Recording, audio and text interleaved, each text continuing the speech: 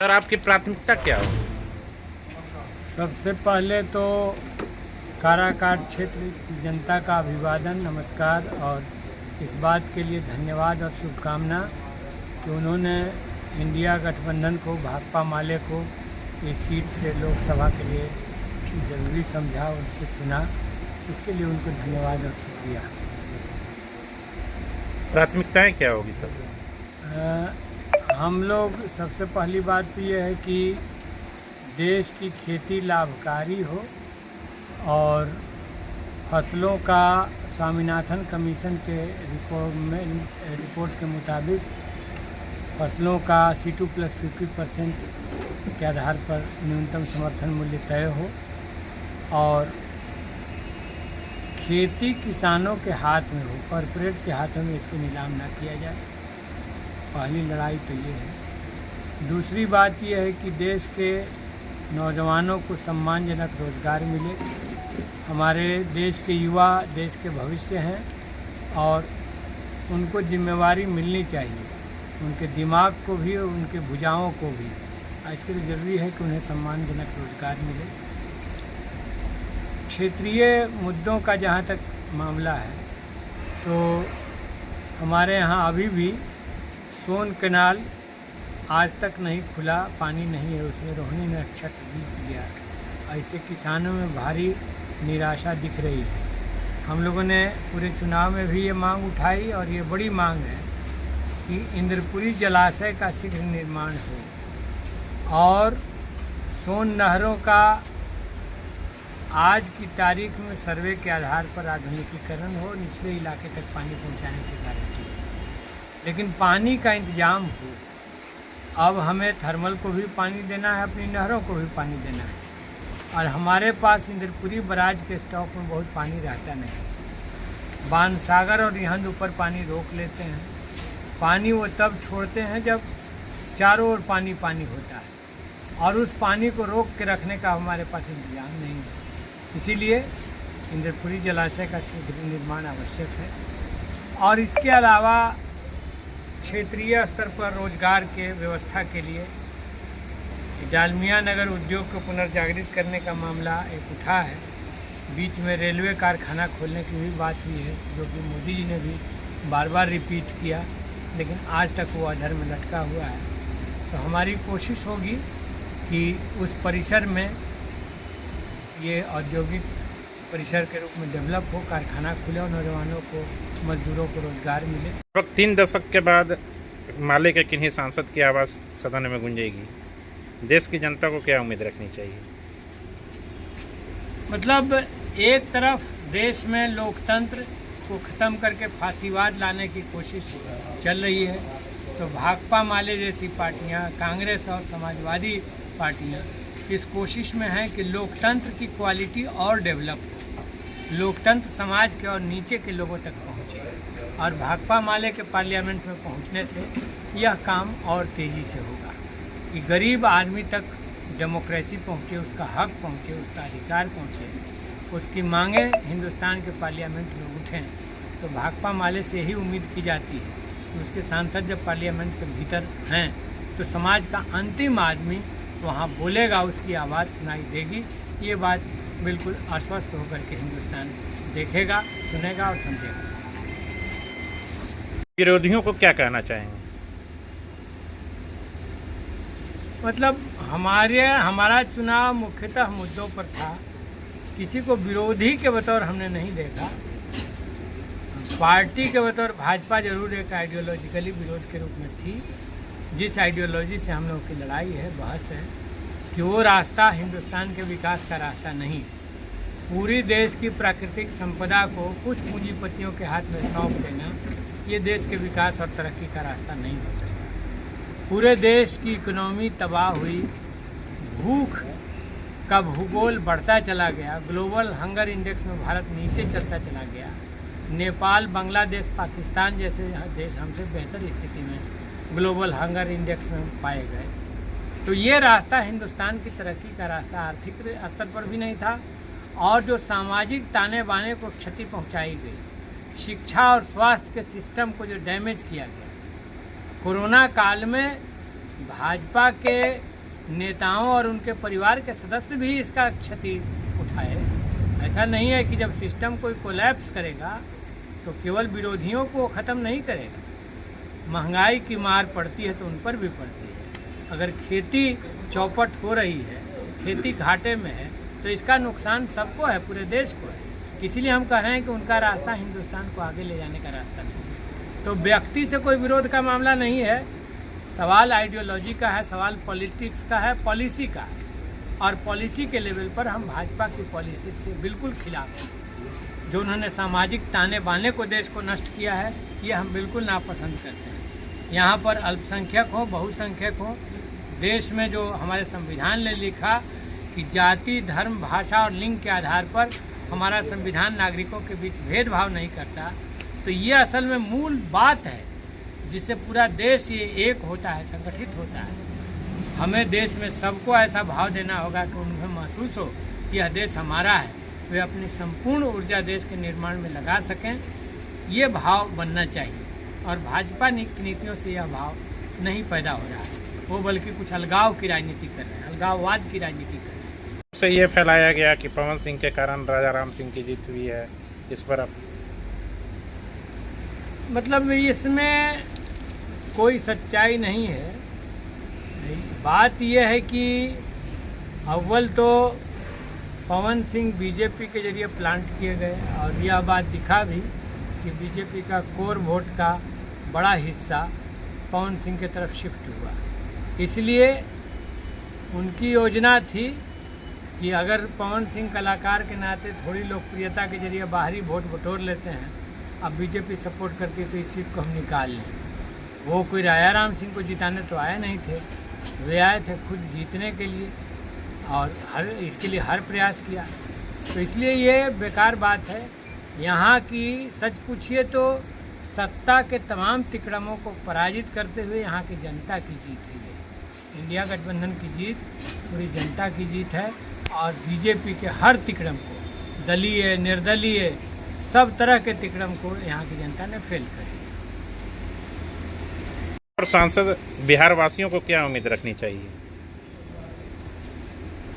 बिहार परिवर्तन की धरती रहा है और उस परिवर्तन के मिजाज ने ही सोन के दोनों किनारों में भारी बदलाव किए हैं। और यह महान मगध की धरती, शाहाबाद की धरती, जो शुरू से ही स्वतंत्रता सेनानियों की धरती रही है, इसने बड़े बड़े फासिज्म के खिलाफ लड़ाइयाँ लड़ी हैं, तानाशाही के खिलाफ लड़ाइयाँ लड़ी हैं, जमींदारी और राजशाही के खिलाफ लड़ाइयाँ लड़ी हैं। तो हम समझते हैं कि समता और बंधुत्व के लिए ये क्षेत्र बहुत महत्वपूर्ण साबित हुआ है और बिहार वासियों को इस लड़ाई को ताकत देना है, इसे मजबूत करना है। बिहार लोकतंत्र की जननी रहा है, लिच्छवी गणतंत्र रहा है यहाँ और बुद्ध की धरती है ये। तो हम समझते हैं कि बिहार वासी आने वाले दिनों में और ज़्यादा मजबूती के साथ इस परिवर्तन की लड़ाई में खड़ा होंगे। इस बार उन्होंने कुछ ब्रेक लगाया है आंशिक तौर पर और भाजपा के खिलाफ जदयू जैसी ताकतों को सोचना है, चंद्रबाबू नायडू को सोचना है कि इस बार जो जनादेश आया है, जन भावना उभर के आई है, उसका सम्मान कैसे होगा देश में।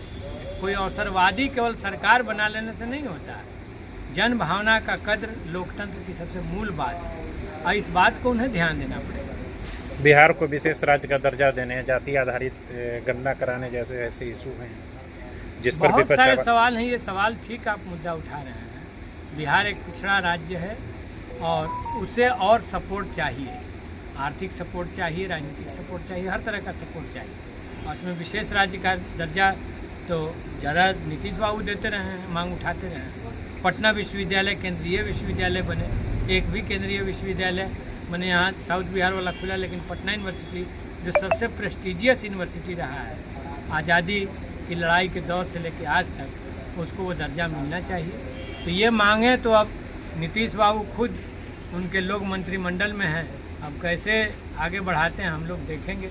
हम लोग तो उठाएंगे ही कि बिहार को एक इकोनॉमिक सपोर्ट चाहिए, हर किस्म का सपोर्ट चाहिए। पूरी तरह से विधानसभा चुनाव की तैयारी में महागठबंधन लग गई होगी। 2025 के विधानसभा चुनाव को लेकर क्या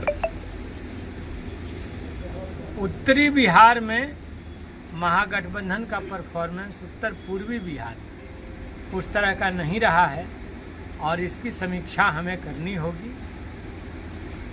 ये दोबारा साबित हुआ है कि भाकपा माले और राष्ट्रीय जनता दल और एक हद तक कांग्रेस ये भाजपा के खिलाफ लड़ाई की धुरी है बिहार में। इस धुरी को और मजबूत करना होगा और हमसे जो सीट बंटवारे में जो चूक हो जाती है, कुछ कमी रह जाती है, उसकी समीक्षा करनी होगी। सोन के दोनों किनारों में जहां भाकपा माले का बड़ा प्रभाव था, तो वहां पर आप देखेंगे कि चाहे राष्ट्रीय जनता दल हो या भाकपा माले हो, दोनों ने काफ़ी अच्छा परफॉर्म किया। लेकिन उत्तरी बिहार में, पूर्वी बिहार में हम बहुत परफॉर्म नहीं कर सके। तो हमें इसकी समीक्षा करनी है और हम तो पूरी आशान्वित हैं कि जिस प्रकार से इस चुनाव में महागठबंधन की, इंडिया गठबंधन की रैलियों में जनता उमड़ती रही है, इसने 25 का संकेत भी दे दिया है कि बिहार बदलाव चाहता है और बिहार इंडिया गठबंधन की सरकार चाहता है। मतलब विभिन्न क्षेत्रों में, विक्रमगंज में, दाऊदनगर में, नवीनगर में, नासिरगंज में और भी जगहों पर क्षेत्रीय कुटीर उद्योगों को डेवलप करने की मांग उठी है। इंजीनियरिंग कॉलेज, मेडिकल कॉलेज नया खुले इस इलाके में, इसकी मांग उठी है। ये 2 जिलों को जोड़ने वाला, मगध और शाहाबाद रेंज की धरती को जोड़ने वाला काराकाट लोकसभा क्षेत्र है। तो यहाँ पर ये कॉलेज खोलने की भी मांग उठी है। इस पर भी हमारी पहल होगी, हम इसको पार्लियामेंट में उठाएंगे। अभी ये जो ये जो पुल है टूट गया है लंबे समय से रेलवे का, और उसकी वजह से दरिहट से लेके, अर्जुन बिघा से लेके नासरीगंज तक के लोग बहुत कष्ट में जी रहे हैं। हम यावर वगैरह सब जगह पे, और बहुत कठिनाई हो रही है। तो उसकी शीघ्र मरम्मत करके बढ़िया निर्माण हो, जिससे कि इस कष्ट से लोगों को निजात मिले। ये तात्कालिक एक मुद्दा है। इसी तरह से मतलब बालू से जुड़े हुए सवाल भी ढेर सारे हैं, तो उन सभी प्रश्नों पर हमारा ध्यान गया है। गांव के बुद्धिजीवियों को लेकर के, ग्रामीण नागरिकों को लेकर के हम एक कार्य योजना बनाएंगे और पूरी पारदर्शिता के साथ क्षेत्र के विकास की हर संभव कोशिश करते रहेंगे।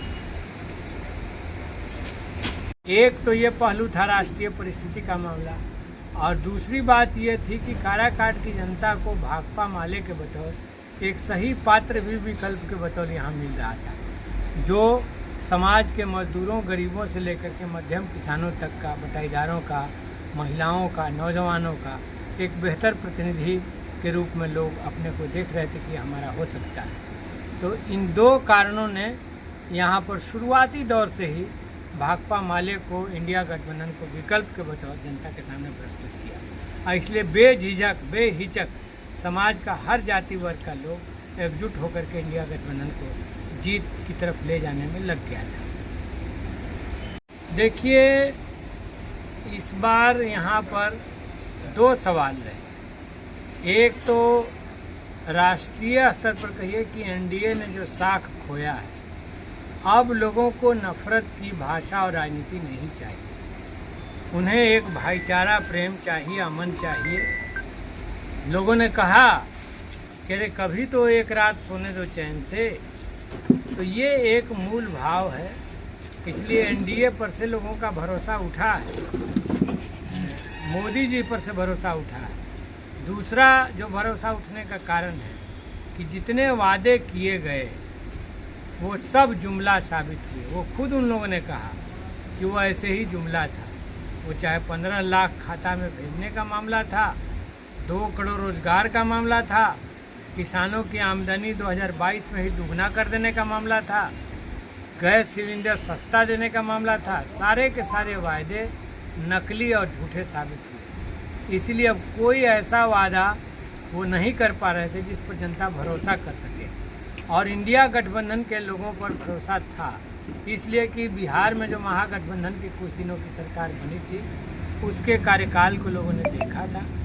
तो ये भरोसा एक पैदा कर रहा है। अपने संसदीय क्षेत्र की जनता को क्या संदेश देना चाहेंगे? एक बात हम साफ कहेंगे कि जो 10 साल में पिछले दिनों जो माहौल देश में बनाया गया है, नफ़रत का, हिंसा का, भाई भाई पर शक करने का, इससे समाज उभरे। मंदिर और मस्जिद से भी जो प्रसाद बांटे जाते हैं वो मिठास लिए रहते हैं, वो जहर का स्वाद लिए नहीं रहते। इसीलिए अगर मंदिर मस्जिद को भी आगे बढ़ाना है तो हमें प्रेम और भाईचारा को बढ़ाना होगा, समाज में अमन और शांति को बढ़ाना होगा। इसको हमें मजबूत रखना है और अपने सवालों पर संघर्षों को आगे बढ़ाना है, चाहे किसानों का सवाल हो, नौजवानों का सवाल हो, मजदूरों का सवाल हो, महिलाओं का सवाल हो। हमें आपसी प्रेम, भाईचारा, एकता को मजबूत करना पड़ेगा और संघर्ष के लिए संगठन को मजबूत करना है। जनअपेक्षाओं पर खरा उतरने के लिए, चूँकि जनअपेक्षाएँ आपसे बहुत हैं, तो वो हम जानते हैं कि राष्ट्रीय स्तर से लेकर के स्थानीय स्तर तक लोगों की उम्मीदें काफ़ी हैं और इसके लिए हम 24 घंटा मेहनत करेंगे। लोगों से मिलने जुलने से लेकर के और संसद से लेकर के बिहार की बनने वाली सरकार तक से पहल हर लेवल पर चलेगी।